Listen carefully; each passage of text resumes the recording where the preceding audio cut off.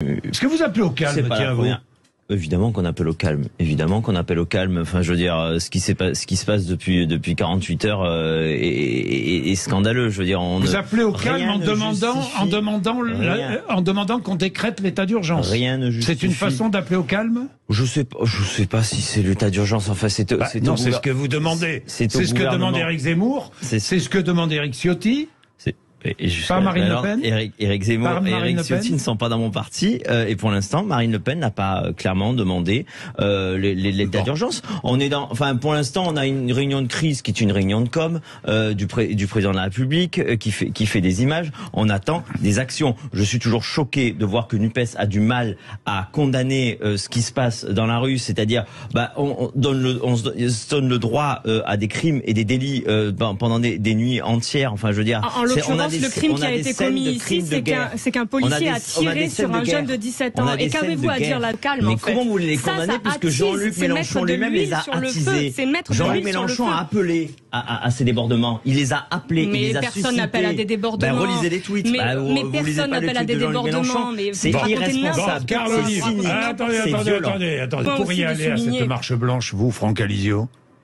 Ça dépend par qui elle est organisée, ça dépend parce que elle est organisée par la famille. Et quelle forme ça va prendre. Pourquoi est-ce qu'on ne voit pas tous les élus de tous bords Pourquoi est-ce qu'on ne voit pas tous les élus de tous bords marcher à la mémoire de Naël? Oui, mais vous pourriez ou pas? C'est comme la minute de silence hier. Si c'est pour la mémoire d'un jeune adulte qui est mort et on ne sait pas encore dans quelles circonstances et donc on attend la justice, la réponse dans l'absolu est oui. Si c'est une mise en cause de toute la police pour mettre la responsabilité sur la police et la mettre en accusation, non, évidemment.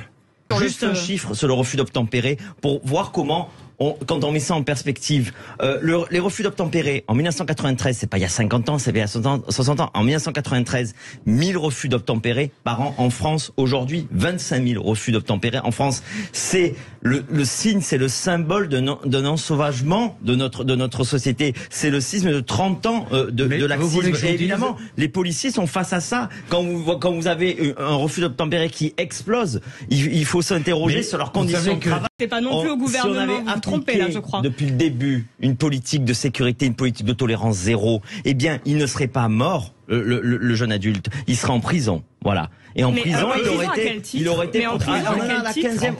Mais en prison, à quel titre ? 15e mention au casier judiciaire. 15e mention au casier judiciaire. La tolérance zéro, c'est au premier délit. On va en prison. Et alors, parce qu'il a un casier judiciaire, s'il avait un casier judiciaire, ce qui n'est même pas vrai, ça justifierait qu'il se soit fait abattre. Mais avant de revenir... Non, j'ai pas dit ça. Mais c'est exactement ce que vous insinuez. S'il vous plaît. S'il vous plaît. Il n'aurait pas été exécuté. S'il vous plaît. C'est ça le problème. Alors, vous êtes d'accord, Franck Alizio, la violence, c'est un outil politique, ça doit l'être ou pas? Ça peut l'être? Ça c'est vieux comme nos cours de droit, ça. Oui. Si on a un État, si on a un gouvernement, si on a un État de droit, c'est parce que l'État a le monopole de la violence légitime. Donc, force doit rester à la loi. Voilà, c'est tout simple. C'est pour ça qu'on vit en communauté, qu'on a des règles, qu'on élit des donc gouvernants. La violence, c'est parce qu'on confie à la police, aux forces la violence de l'État est légitime.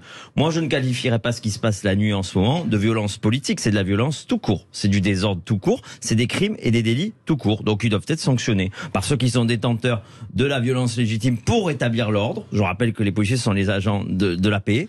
C'est à eux de rétablir la paix.